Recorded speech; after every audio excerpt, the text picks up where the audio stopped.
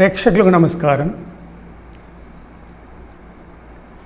కుండలిని గురించి, దాని రహస్య విద్యలను గురించి ఇప్పటికే చాలామంది ప్రేక్షకులకు తెలిసి ఉంటుంది.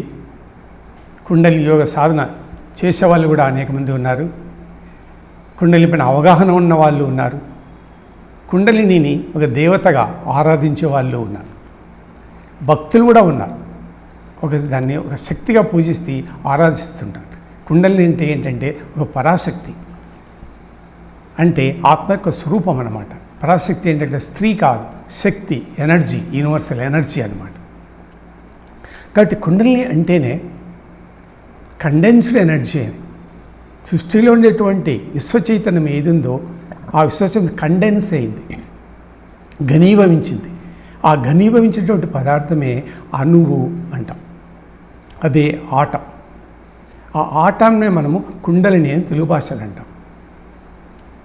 దీన్ని దైవకణము, బ్రహ్మకణము అంటాం. దీన్నే సైన్సులు ఈ యొక్క అణువును కనుక్కోవడానికి, అంటే ఈ అణువు బ్రహ్మాండం సృష్టిలో ఉంది, దాన్ని దైవకణం అంటాం. ఈ దైవకణం సృష్టిలో ఉంది. ఈ దైవకణమే మానవ సృష్టికి కారణము, మూల కారణమని ఆ యొక్క అణువును, దైవకణాన్ని అన్వేషణ చేస్తున్నారు సైంటిస్టులు. దాన్ని మనం బిగ్ బ్యాంగ్ థియరీ అంటాం.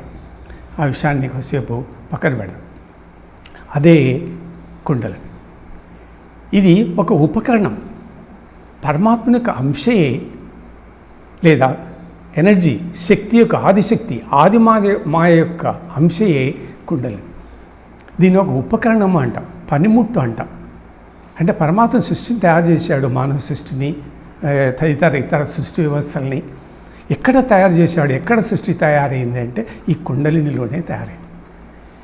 అంటే ఈ విశ్వం అంటే ఒక ఆవరణం. ఈ ఆవరణమే ఈ కుండలి యొక్క శక్తి. ఇది ఒక మాయాశక్తి. దీన్ని ఆదిమాయ అంటారు. కుండలి అంటే ఆదిమాయ, మహామాయ, ఆదిశక్తి. దీన్ని మూల ప్రకృతి అంటాం. ఈ సృష్టికి మూలం ఏదంటే, మూల ప్రకృతి ఏదంటే కుండలియే. అది మాయాశక్తి, మాయా రూపం అన్నమాట. దీన్ని ఆదిమాయ అంటాం. కుండలి అంటే ఆదిమాయ అని. అది పదార్థం కాదు, వస్తువు కాదు, సూక్ష్మమైనటువంటి ఒక అణువు, పరమాణువు అన్నమాట. ఈ అణువు కూడా ఎటువంటిదంటే మనకు వేదాలతో చెప్పబడి ఉంది. అనాదిత్వాత్ నిర్గుణత్వాత్ అని చెప్పబడింది. పరమాత్ముడు అనాదిమైనవాడు, నిర్గుణమైనవాడు అని పేరు. అంటే అనురూపంలో ఉండేవాడు అన్నమాట. అస్థూలమనను అంటారు. ఈ అణువు ఏదంటే అస్థూలం, స్థూలము కాదు, సూక్ష్మము కాదు, మధ్యరకంగా ఉండేటువంటి అణువే ఈ కుండలిని. దాని పరమాణు రూపం దాల్చి జీవరూపం ధరిస్తుంది అన్నమాట. కాబట్టి ఇది ఒక ఉపకరణం, ఒక పనిముట్టు, పరికరం అన్నమాట. ఈ పరికరంతో మానవ సృష్టిని తయారు చేశాడు మానవుడు. అంటే పరమాత్మ నిర్గుణము, నిరాకారము. ఆయన ఏం చేయలేడు, సృష్టిని తయారు చేయలే. ఆయన తన అంశను, తన యొక్క స్వరూపాన్ని ప్రవేశపెట్టాడు కుండలిని రూపంలో, ఒక అనురూపంలో. ఆ అణువే ఈ మానవ సృష్టికి కారణం. ఈ జగత్ సృష్టికి కూడా కారణము ఆ అణువే, ఆ కుండలినియే. దాన్ని మనం ఉపకరణము అంటాం అన్నమాట. కాబట్టి ఈ మొత్తం సృష్టిని అంతా పరమాత్ముడు 4 వర్గాలుగా తయారు చేశాడు. దాన్ని ఈశ్వర సృష్టి వర్గం అంటాం. ఏమిటి ఈశ్వర సృష్టి వర్గం? ఒకటి భూమి, అంటే దాన్ని అనువర్గం అంటాం. రెండవది జంతువర్గం, మూడవది వృక్షవర్గం, నాలుగవది మానవ వర్గం, మానవ జాతి. ఇట్లా 4 జాతులుగా, 4 వర్ణాలుగా ఈ సృష్టిని పరమాత్ముడు డివైడ్ చేసి తయారు చేశాడు. ఈ సృష్టి పరిణామ వ్యవస్థలో మానవ వ్యవస్థ 4వ దశలో ప్రారంభమైంది. 4వ దశలో నిర్మించడమైంది. మొట్టమొదలు భూమి, అణువు, తర్వాత వృక్షజాతి, తర్వాత జంతు జాతి, తర్వాత మానవ జాతి.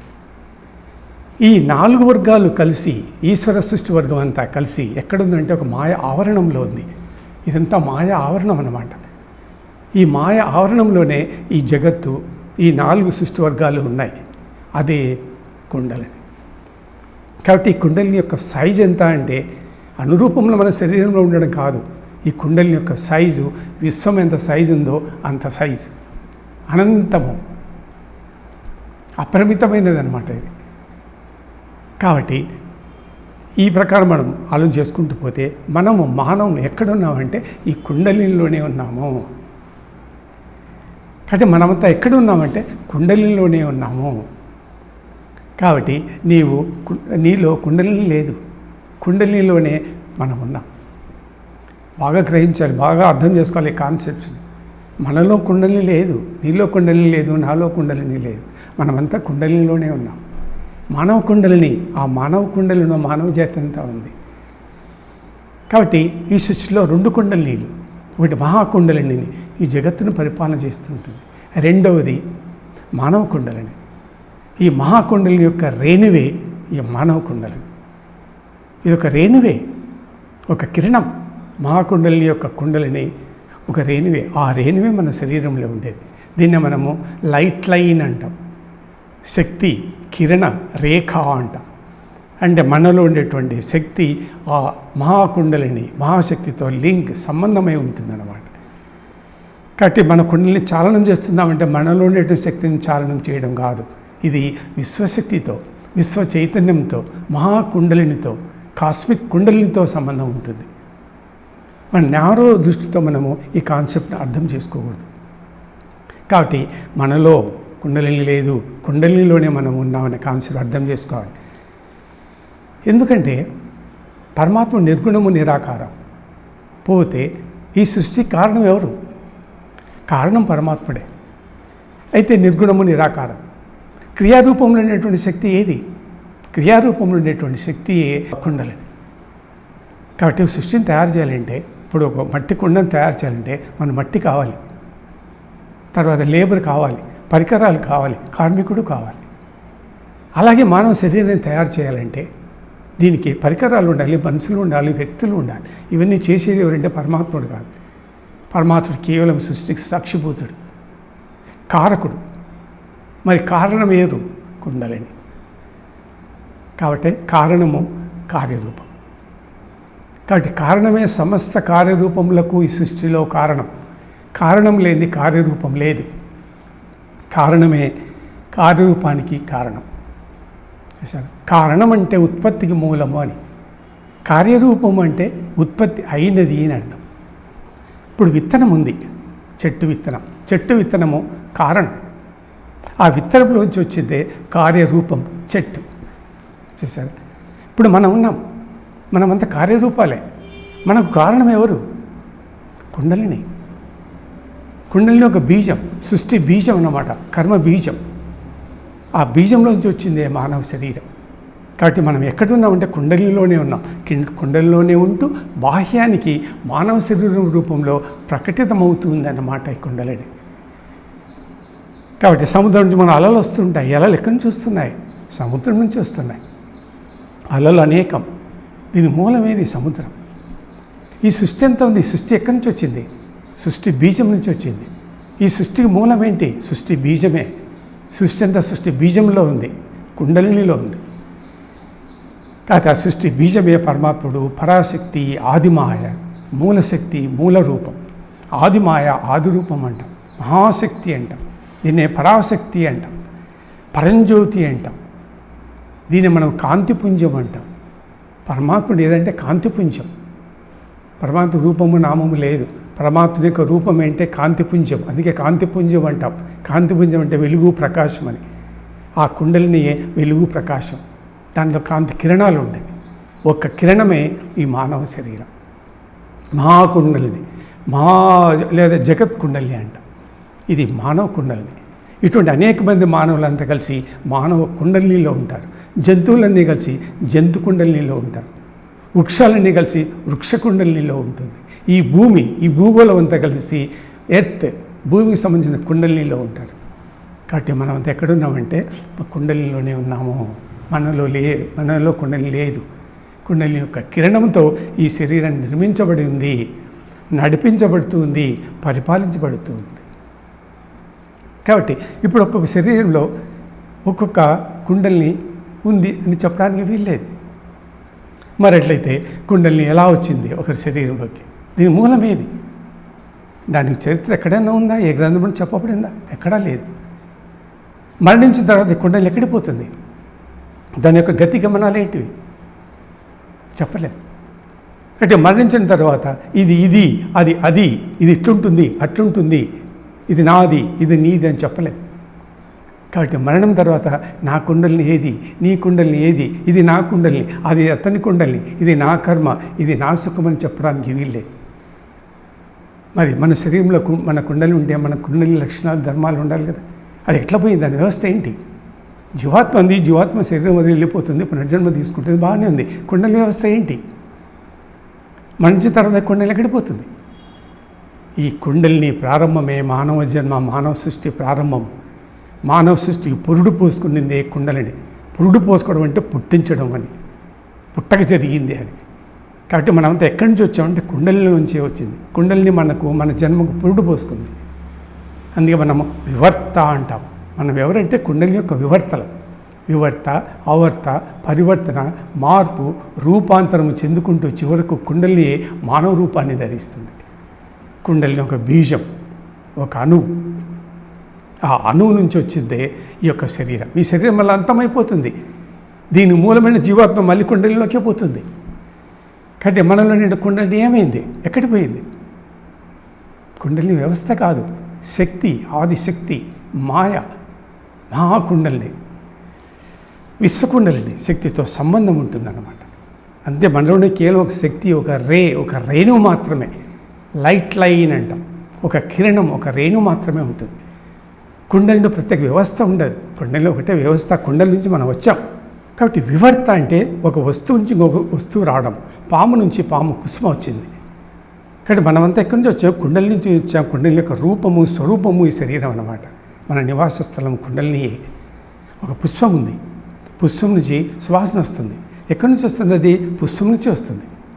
కాబట్టి పుష్పమే వాసనా రూపంలో ప్రకటితమవుతుంది, బయట ప్రదర్శించుకుంటుంది, స్ఫురించిస్తుంది, కనపడుతుంది బయటికి వాసన అని. ఈ వాసన ఎక్కడి నుంచి వస్తుంది? పుష్పం నుంచి వస్తుంది. ఈ వాసన యొక్క నివాసస్థలం ఏది? పుష్పమే. పుష్పం లోపల నుంచి వస్తుంది. కానీ బాహ్య ప్రపంచానికి ఈ పుష్పం ఏం చేస్తుందంటే, నేను వాసనను, ఇక్కడి నుంచి వచ్చాను అని తన యొక్క నిజ స్వరూపాన్ని బయట పెట్టుకుంటుంది. వాసన తనంతకు దానిగా ప్రకటించుకుంటుంది, నేను పుష్పాన్ని అని, పుష్పం నుంచి వచ్చాను అని ప్రకటించుకుంటుంది అన్నమాట. మనం రోజా పువ్వు వాసన చూస్తాం. మనం ఏమంటాం? రోజా చెట్టు, రోజా పుష్ప వాసన అంటాం. అదే జాజి వాసన చూస్తాం, జాజి పువ్వు వాసన అంటాం. అంటే ఎక్కడ జాజి పువ్వు నుంచి వాసన వచ్చింది. కాబట్టి మానవుడు ఎక్కడి నుంచి వచ్చాడు? కుండలి నుంచి వచ్చాడు. కుండలిలోనే మనం ఉంటాం. మరణించిన తర్వాత మళ్ళీ కుండలిలోకి పోతాం. ఆ మాదిరిగా మనం ఈ కాన్సెప్ట్ అర్థం చేసుకోవాలి. ఇప్పుడు బీజం ఉంది, బీజం నుంచి చెట్టు వచ్చింది. కాబట్టి చెట్టు ఎక్కడి నుంచి వచ్చింది? బీజం నుంచి వచ్చింది. మహావట వృక్షం యొక్క మూలస్థానం ఏది? చెట్టే. సూర్యకిరణాలు మనకు వస్తుంటాయి. ఈ సూర్యకిరణాలను ఎక్కడి నుంచి వస్తాయి? సూర్యుడి నుంచి వస్తుంది. సూర్యుడే మూలం, సముద్రమే అలలకు మూలం, చెట్టు యొక్క కొమ్మలకు మూలము చెట్టే, చెట్టుకు మూలము విత్తనమే, ఆ బీజమే కుండలి. ఇంత మహాసృష్టి ఎక్కడి నుంచి వచ్చింది? సృష్టి బీజం నుంచి వచ్చింది, మహాకుండలి నుంచి వచ్చింది. కాబట్టి కుండలి వ్యవస్థ అంటే అది ఏదో ఒక అణువని, మన శరీరంలో ఉందని, దాన్ని మనం ఏదో చేయాలి, ఏదో సాధించాలని అనుకుంటున్నాం. మనకంటే అది వేరుగా ఉంది, దాన్ని మనం సాధించాలి, మనం పొందాలి అనుకుంటున్నాం. అది మనకు వేరుగా లేదు, మనలోనే ఉంది. మనలో ఉంటూ మనకు వేరుగా ఉంది, మనకు టచ్ చేయకుండా ఉంది. మనలో ఉంటూ మనకు శరీరాన్ని టచ్ చేయకుండా ఉంది. శరీరానికి తగలకుండా మనలోనే ఉంటుంది. అది ఎక్కడుందో, ఏ రూపంలో ఉందో, ఇది ఇట్లుంటుంది అట్లుంటుందని చెప్పలేము. కానీ అది లేనిది శరీరం లేదు. ఎందుకంటే మానవ భూత భవిష్యత్ వర్తమాన జన్మల యొక్క రహస్యం అంతా మా కుండలిలోనే నిక్షిప్తమై ఉంటుంది. ఈ విధంగా పుష్పం ఏదో తనంతా తను ప్రకటించుకుంటుందో తన వాసనను, నేను కూడా కుండలి నుంచి వచ్చి నేను ప్రకటించుకున్నా నేను అని, నేను అక్కడి నుంచే వచ్చాను, మళ్ళీ అందులోనే కలిసిపోతాను. చూడండి, ఇప్పుడు మనకు సాలెపురుగు అంటాం. సాలెపురుగు తన నోట్లోంచి పెద్ద దారం తీసి పెద్ద నెట్టు జాలం తయారు చేస్తుంది. ఆ మధ్యలో ఆ సాలెపురుగు జీవిస్తూ ఉంటుంది. అంటే ఆ నెట్టు, ఆ జాలం పైన ఏమైనా పురుగులు, దోమలు పడితే వాటికి వెళ్ళి దాన్ని తినేసి మళ్ళీ మధ్యలో ఉంటుంది. ఇది దాని జీవన విధానం. కానీ చివరికి మళ్ళీ ఏం చేస్తుంది? ఆ దారాన్ని అంతా మళ్ళీ తన నోట్లోకి తీసుకుంటుంది. చూసారా? అది సృష్టి విధానం. అదే సృష్టి విధానం కుండలినికి మానవునికి సంబంధం ఉంది. కాబట్టి కుండలి నుంచి వచ్చాం, మళ్ళీ కుండలిలోనే మనం కలిసిపోతాం. చూడండి, మానవ శరీరం ఉదాహరణకు తల్లినే తీసుకోండి. తల్లి శరీరం తల్లి శరీరంలో గర్భకోశంలో శిశువు కడుపు లోపల బీజము, విత్తనం, కుండల్ని. ఆ బీజానికి ఆది నాడులు ఉత్పత్తి అవుతాయి, నరాలు ఉత్పత్తి అవుతాయి. ఇప్పుడు చెట్టు బీజం భూమి నాటితే ఆ బీజానికి వేర్లు వస్తాయి. అట్లే ఈ బీజానికి, కుండలిని బీజానికి నాడులు, ఆది నాడులు అంటాం. ఆది నాడులు వస్తాయి, వేర్లు అంటే వస్తాయి. చెట్టు బీజానికి కింద వచ్చినట్లు తల్లి శరీరం శిశువు లోపల ఉన్నటువంటి ఈ విత్తనానికి, బీజానికి, కుండలినికి ఆది నాడులు వస్తాయి. ఈ ఆది నాడులే పరిణితి చెంది, మార్పు చెంది మానవ శరీరంగా తయారవుతుంది, భౌతిక శరీరంగా తయారవుతుంది. చూడండి, సృష్టి రహస్యం కుండలి నుంచి తెలుసుకుంటున్నామంటే కుండలిని సృష్టి రహస్యాల గురించి బయట పెడుతుంది. పరమాత్మ యొక్క రహస్యాలను తెలుగుతుంది కుండలిని ఒక జ్ఞాన భాండాగారం. దాని నుండి జ్ఞానాన్ని మనం తెలుసుకోవాలి. దైవ జ్ఞానము, దైవ సృష్టి, దైవ శక్తులు చూసారా, ఈ పరమాత్మ యొక్క ఒరిజినల్ రూపం, పరమాత్మ ఎక్కడ ఉన్నాడు అనేటువంటి జ్ఞానం మనకు కుండలిని ద్వారా తెలుసుకోవాల్సిందే. ఆత్మజ్ఞానం అంటే ఆత్మజ్ఞానం ఎక్కడుంది? ఈ కుండలిని మూలస్థానమే ఆ యొక్క ఆత్మస్వరూపం. కాబట్టి అది ఒక జ్ఞాన భాండాగారం. జ్ఞానాన్ని తెలుసుకోవడమే కుండలిని యోగ సాధన. చూసారు? కాబట్టి ఈ విధంగా అది పరివర్తన చెందుకుంటూ వస్తుంది. ఇప్పుడు చూడండి, ఒక మామిడి పండు తీసుకోండి. విత్తనం నుంచి మామిడి చెట్టు వచ్చింది, మామిడి చెట్టు నుంచి మళ్ళీ మనకు మామిడి పండు వచ్చింది. ఆ మామిడి పండు లోపల మళ్ళీ విత్తనం ఉంటుంది. చూసారా? మన వ్యవస్థ కూడా అంతే. కాబట్టి ఈ విత్తనాలను ఎక్కడుంటే మామిడి పండు లోపలనే ఉన్నాయి. పండు లోపల నుంచే విత్తనం వచ్చింది. ఇలా అనేక పండ్లు, అనేక విత్తనాలు, మొత్తం చెట్టుకంతా విత్తనం ఒకటే. ఆ విత్తనమే కుండలిని, అదే సృష్టి బీజం. అంటే ఆ సృష్టి బీజాన్ని మనం అర్థం చేసుకోవాలి. కుండలి అంటే బీజం అని. బీజంలో ఈ మామిడికాయలు, మామిడి పండ్లు, ఈ మహావృక్షం అంతా ఎందులో ఉంది? బీజంలోనే ఉంది, కుండలిలోనే ఉంది, వృక్ష బీజంలోనే ఉంది, వృక్ష కుండలిలోనే ఉంది. ఆ వృక్ష కుండలిలోంచి బయటకు వచ్చింది. అదే మాదిరి మానవ సృష్టి కూడా అంతే. తల్లి గర్భం లోపల ఉన్నటువంటి అణువు, శిశువు లోపల ఆ యొక్క అణువే శిశురూపం, శిశువుగా పరిణితి చెందుతుంది, భౌతిక శరీరంగా రూపాంతరం చెందుతుంది. పనసపండు ఉంది, పనసపండులో ఏమున్నాయి? పనసపండు ఒక కుండలి లాంటిది, దాని లోపల విత్తనాలు ఉన్నాయి. తర్వాత పండు కండ ఉంది. అదే వ్యవస్థ మానవ యొక్క కుండలిని వ్యవస్థ. కాబట్టి ఒక్కొక్క శరీరానికి ఒక్కొక్క కుండలిని ఉండదు. అనేక శరీరాలు కాబట్టి అనేక కుండలిని ఉండవు. శరీరాలు అనేకం, అనేక రంగులు, వికారాలు, ఆకృతులు, నలుపు, తెలుపు, స్త్రీ, పురుషులు, రకరకాల ఆకృతులు ఉన్న శరీరాలు. వీళ్ళకి ఆ రకమైన ఆ సైజులు, ఆ రంగులలో కుండలిని ఉండవు. కుండలిని వ్యవస్థ ఒక శక్తి, శరీరానికి అంటదు. కులము, జాతి, మతానికి అంటదు. అదొక కిరణం, వెలుగు, ప్రకాశం, దానికి ఏది అంటదు. కాబట్టి ఇవన్నీ వేరువేరు శరీరాలే, కానీ ఒకటే కుండలిని, ఒకటే బీజం. కాబట్టి కుండలి అనేది విభజించడానికి వీలు కానిది, అనంతమైనది, అపరిమితమైంది అన్నమాట ఇది. కాబట్టి అనంతమైనటువంటి కుండలిలోని సమస్త జీవరాశులందు ఉన్నాయి. కాబట్టి ఒకే కుండలిని తనంతకు తాను విభజన చేసుకొని తన శక్తిని, సూక్ష్మ శక్తిని, కిరణాన్ని మానవ శరీరంలో ప్రవేశపెట్టడమైంది. కాబట్టి అది మహాకుండలిని, ఇది మానవ కుండలిని. మానవ కుండలినిలోనే మానవులందరూ ఉంటారు. కాబట్టి మనమంతా ఉండేది కుండలినిలోనే. మనలో కుండలిని లేదు, కుండలిని కిరణం ఉంది అంతే. ఆ విధంగా స్పష్టంగా మనం విషయాన్ని అర్థం చేసుకోవాలి. చూడండి, వడ్ల గింజలో బియ్యం గింజ ఉన్నట్లు మన జన్మం, మన వృత్తాంతాన్ని, మన రహస్యాన్ని మనం ముందు తెలుసుకోవాలి. బియ్యం ఎక్కడున్నాయి? వడ్ల గింజలో ఉన్నాయి. అనేకమైన వడ్ల గింజలో బియ్యం గింజలు ఉన్నాయి. ఈ అనేకమైన ఈ వడ్ల గింజలకు మూలం ఏది? వడ్ల గింజయే. ఒకే వడ్ల గింజ నుంచి అనేక వడ్లు వచ్చాయి. ఈ అనేక వడ్లు యొక్క పీసులలో ఒక్కొక్క దానిలో ఒక్కొక్క బియ్యం గింజ ఉంది. అదంతా జీవరాశులే. కాబట్టి ఒకే కుండలి శక్తి నుంచి మనమంతా వచ్చాం. ఆ రహస్యాన్ని మనము కుండలి యోగంలో తెలుసుకునవలసింది. కాబట్టి మనలో కుండలిని లేదు, నీలో కుండలి లేదు, నాలో కుండలిని లేదు, మనమందరం కుండలిలోనే ఉన్నాం. కుండలిని యొక్క కిరణమే మన శరీరం. కాబట్టి మట్టిలో కుండ లేదు. మట్టిలో కుండ ఉందా? లేదు. కానీ కుండలో మట్టి ఉంది. అదే సృష్టి విధానం. ఆ మట్టి నుంచే కుండ వచ్చింది, కుండలి నుంచే మనం వచ్చాం. కాబట్టి కుండ, మట్టి రెండు యొక్క స్వరూపాలు ఎక్కడి నుంచి వచ్చాయి? ఈ రెండు పరమాత్మ స్వరూపాలే. ఎందుకంటే మట్టి పరమాత్మ నుంచి వచ్చింది. అదే మాదిరి ఆభరణాలు ఉన్నాయి. ఆభరణాలలో బంగారు ఉంది. నీకు బంగారులో ఆభరణాలు లేవు. ఆభరణాలలో బంగారం ఉంది. చూడండి సృష్టి రహస్యం ఎట్లుందో. దీన్ని అర్థం చేసుకోవాలి.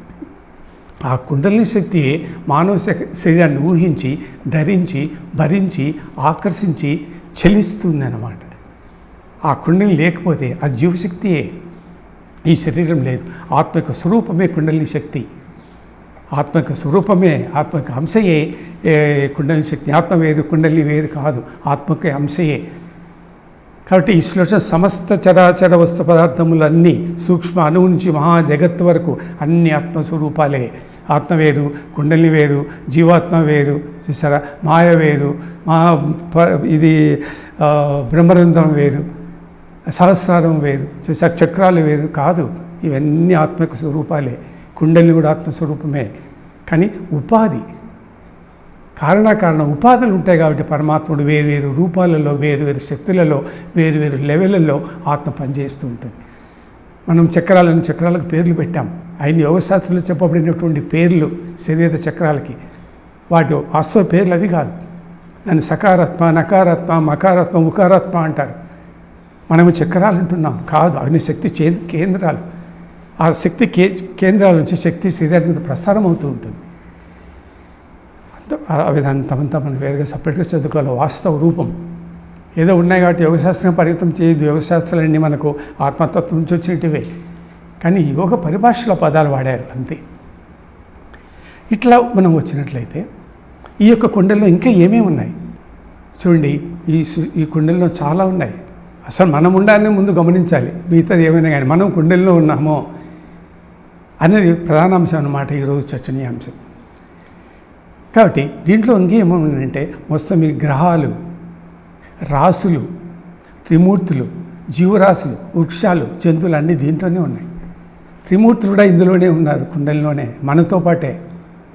మనం వేరుగా ఉన్నాం అనుకుంటున్నాం, మన పక్కనే త్రిమూర్తులు కూడా ఉన్నారు ఇదే కుండలిలో. మొత్తము నీకు విశ్వతత్వం అంతా మీకు. దీన్నే మనం అవతార ఘట్టం అంటాం. అవతార ఘట్టం అంటే త్రిమూర్తుల వ్యవస్థ, త్రిమూర్తులు నివసించే స్థానం. ఎక్కడ అదంటే ఈ సృష్టి ఎడ్జు భాగంలోనే, వాళ్ళు కూడా ఈ కుండల్లోనే ఉంటారు. దాన్ని మనం విరాట్ స్వరూపం అంటాం. విరాట్ స్వరూపం అంటే ఏది? త్రిమూర్తుల యొక్క అవతార ఘట్టం. అవతార ఘట్టం అంటే అక్కడి నుంచి అవతారాలు మొదలైనవి. దాని ముందు త్రిమూర్తులకు అవతారాలు లేవు, వాళ్ళు నివసించే స్థానం అదే. వాళ్ళు కూడా భౌతిక స్థితిలోకి వచ్చేవాళ్ళదే. దాని పైన ఉన్నదే అభౌతిక స్థితి, అదే ఆధ్యాత్మికము. వారి కింద ఉండేదంతా భౌతికమే, అంత మత సంబంధమైనదే. ఆధ్యాత్మిక వ్యవస్థ పైన ఉంటుంది. అది కాకుండా ఈ కాలము, యుగము, మన్వంతరాలు, మహాయుగాలు, కల్పాలు ఇవన్నీ నీకు కుండలిలోనే ఉన్నాయి. ఇప్పటికీ 100 కృతయుగాలు, సప్తయుగాలు గడిచిపోయినాయి. అదే మారు 100 ద్వాపరయుగాలు గడిచిపోయినాయి. 75 త్రేతాయుగాలు గడిచిపోయినాయి. ప్రస్తుతం కలియుగం నడుస్తుంది. ఇవన్నీ కుండలిలోనే నడుస్తున్నాయి. చూడండి, విశ్వాన్ని, కుండలిని అర్థం చేసుకోండి బాగా. కాబట్టి కుండలి సాధన అంటే మనం జ్ఞానార్జున, జ్ఞాన భాండారాన్ని అర్థం చేసుకోవాలి, కుండలిని అర్థం చేసుకోవాలి. అందుకే కుండలిని సరస్వతి అంటారు. సరస్వతి చాలనం చేయాలి, కుండలిని చాలనం చేయకూడదు. మీరు ఉపనిషత్తులు చదవండి. కాబట్టి కుండలిని పేరు సరస్వతి. సరస్వతిని మనం చాలనం చేయాలి. ఎందుకు? జ్ఞానానికి అధిపతి సరస్వతి. కుండలిని జ్ఞాన భాండాగారం. మొత్తం విశ్వం యొక్క జ్ఞానం అంతా అందులోనే ఉంది. ఈ సమస్తమైనటువంటి సృష్టిలో కార్యక్రమాలన్నీ, సృష్టి కార్యక్రమాలన్నీ కుండలిలోనే జరుగుతూ ఉంటాయి. గుర్తుపెట్టుకోండి. సమస్తమైన సృష్టి కార్యక్రమాలు, అన్ని సృష్టి కార్యక్రమాలు ఈ కుండలి యొక్క పరిధిలోనే జరుగుతూ ఉండాలి. మన జన్మలు, పునర్జన్మలు, మరణాలు అన్నీ కుండలిలోనే జరుగుతూ ఉంటాయి. మనం చేసే కర్మలు, పాపకర్మలన్నీ కుండలిలోనే జరుగుతూ ఉంటాయి. చూడండి, కుండలి యొక్క గొప్పతనం మనం అర్థం చేసుకోవాలి.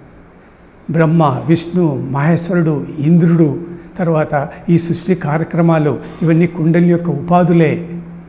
వీళ్ళంతా వేరువేరు కాదు, కుండలి యొక్క ఉపాధులే. ఈ కుండలినికి కర్తవ్యాలు, కార్యాలు, సృష్టి కార్యాలు, సృష్టి బాధ్యతలు పరమాత్మను అప్పచెప్పాడు. ఆ కార్యక్రమం నిర్వహిస్తూ ఉంది ఈ కుండలిని. కాబట్టి ఇవన్నీ కుండలి యొక్క రూపాలే, ఉపాధులే, కార్యక్రమాలు, పనులు, బాధ్యతలు నిర్వహిస్తుంది అన్నమాట. కాబట్టి ఈ కుండలి అన్నది వ్యక్తం కాదు, అవ్యక్తంగా ఉంటుంది. కానీ సృష్టి ఆదిలో వ్యక్తం, కానీ వర్తమాన కాలంలో కుండలిని అవ్యక్తం, ఇల్యూజన్, మాయ, కనపడదు. మళ్ళీ ప్రళయకాలంలో వ్యక్తమవుతుంది. కాబట్టి ఈ కల్పం ప్రారంభ సమయంలో ఈ సమస్త జీవరాశులన్నీ ఈ యొక్క కుండలి నుంచే ఉద్భవించాయి. కల్పం ప్రారంభ సమయంలో మానవ సృష్టి స్టార్ట్ అయింది. ఎక్కడి నుంచి వచ్చాయంటే కుండల నుంచే వచ్చాయి. సమస్త జీవరాశులన్నీ కుండల నుంచే వచ్చాయి. వచ్చి ఎక్కడ జీవిస్తున్నాయి? వర్ధమాన కాలంలో ఈ సమస్త జీవరాశులన్నీ కుండలిలోనే స్థితి కలిగి ఉన్నాయి. సృష్టి, స్థితి, లయం. అంటే ప్రళయకాలంలో మళ్ళీ సమస్త జీవరాశులన్నీ కలిసి కుండలిలోనే విలీనమైపోతాయి. చూడండి, ప్రళయకాలంలో జీవరాశులు మనంతా ఏమైపోతాం? మళ్ళీ కుండలిలోనే మనం విలీనమైపోతాం. మళ్ళీ కొత్త కల్పం ప్రారంభ సమయంలో ఈ సమస్త జీవరాశులు అన్నీ మళ్ళీ కుండలిలోంచి బయటకు వస్తాయి. కాబట్టి కుండలిని అనేది ఒక కుండలిని సూత్రం. అంటే మనువులన్నింటినీ మన సూత్రానికి కూర్చబడినట్లు సమస్త జీవరాశులన్నీ ఈ యొక్క కుండలిని సూత్రానికి కూర్చబడి ఉన్నాయి, వేరేగా లేవు. అన్ని జీవరాశులు ఓతపోతమై ఉన్నాయి, ఒకదానికి కూర్చబడి ఉన్నాయి. మనము పూలను దారంతో కూర్చున్నట్లు, దండను హారం చేసినట్లు ఈ పూలన్నీ ఎక్కడ ఉన్నాయి? సూత్రం, దారానికి కూర్చబడి ఉన్నాయి. కానీ దారం మనకు కనపడడం లేదు. ఈ అన్ని పూలకు ఆధారం ఏది? సూత్రమే, దారమే. అదే మాది మన జీవరాశులకి మనకి ఆధారం ఏదంటే కుండలినియే. కుండల నుంచి వచ్చాం, కుండల్లోనే ఉంటాం, కుండల్లోనే కలిసిపోతాం. దాని యొక్క శక్తి అణువే కుండలిని, మానవ కుండలిని అంటాం. ఆ మానవ కుండలిని యొక్క శక్తిని మనము విశ్వ చైతన్యంతో, మహాకుండలిని చైతన్యంతో ఐక్యం చేయడమే ఈ కుండలిని యొక్క సాధన. ఒక మారు మనము శ్రీకృష్ణుడి స్వరూపం దర్శించండి. శ్రీకృష్ణుడి స్వరూపంలో కృష్ణుడు ఏం చూపిస్తాడు? తన శరీరంలో మొత్తం విశ్వాన్ని అంతా చూపిస్తాడు. మానవుడు, జంతువులు, ఋషులు, కొండలు, పర్వతాలు, సూర్యుడు, నక్షత్రాలు, సముద్రాలు అన్నీ ఆయనలోనే ఉంటాయి. అదే కుండలి. కాబట్టి మనంతా ఎక్కడున్నామంటే కుండలి స్వరూపం కృష్ణుడు ఎలా చూపించాడో అలాగా పరమాత్మ రూపంలోనే ఆ యొక్క కుండలిలోనే ఉన్నాం. ఈ ఉత్సవంతో కుండలిలోనే ఉన్నాం. ఆ పరమాత్మ మనం చూస్తున్నాడు, కానీ మనం పరమాత్మను చూడడం లేదు. అదే సృష్టి రహస్యం. కాబట్టి ఇది ఒక సముద్రం అన్నమాట. ఇప్పుడు చూడండి, సూర్యుడు ఉన్నాడు, తర్వాత సముద్రం ఉంది, సూర్యుని యొక్క కిరణాలు పడుతుంటాయి. ఇప్పుడు అనేకమైన నదులు ఉంటాయి, సూర్యుడు ఒక్కడే ఉంటాడు. అన్ని నదులలో సూర్యుడు సమానంగా కనిపిస్తుంటాడు, ఏం భేదం లేదు. కానీ ఏ నది నశిస్తుందో కానీ సూర్యకిరణం ఒకటే, సూర్యుడు ఒకటే. ఆ నదిలో మాత్రమే సూర్యుడు కనిపించాడు. ఎందుకంటే ఆ యొక్క నది ఎండిపోయింది, అందులో సూర్యుడు కనపడడం లేదు. అట్లాగే సూర్యుడు అట్లాగే ఉంటాడు, కుండలిని అట్లాగే ఉంటుంది. అట్లే ఏ మనిషి మరణిస్తాడో ఆ మనిషి యొక్క జీవాత్మ మాత్రమే వెళ్ళిపోతుంది, కానీ కుండలిని అలాగే ఉంటుంది.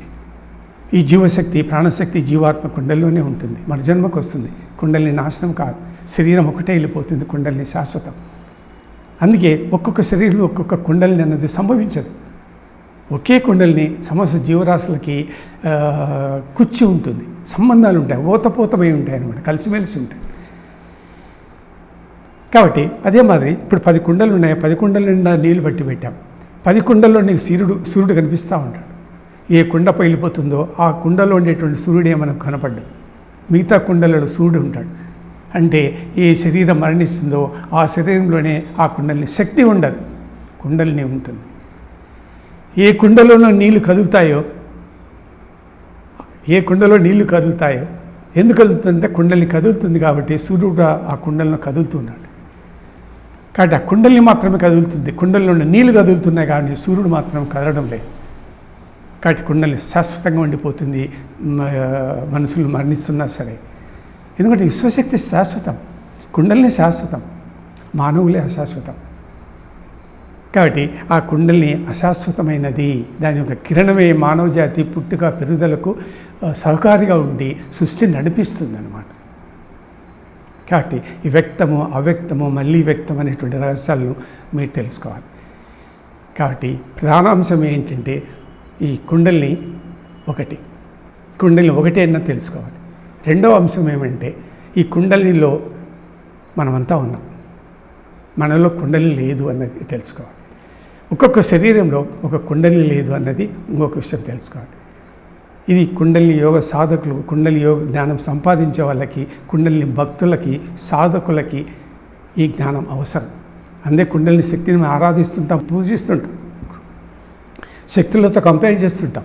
ఆదిశక్తి, పరాశక్తి, గాయత్రి శక్తి, లక్ష్మీ శక్తితో కుండలిని శక్తిని పోలుస్తుంటాం, కంపేర్ చేస్తుంటాం శక్తి రూపమని.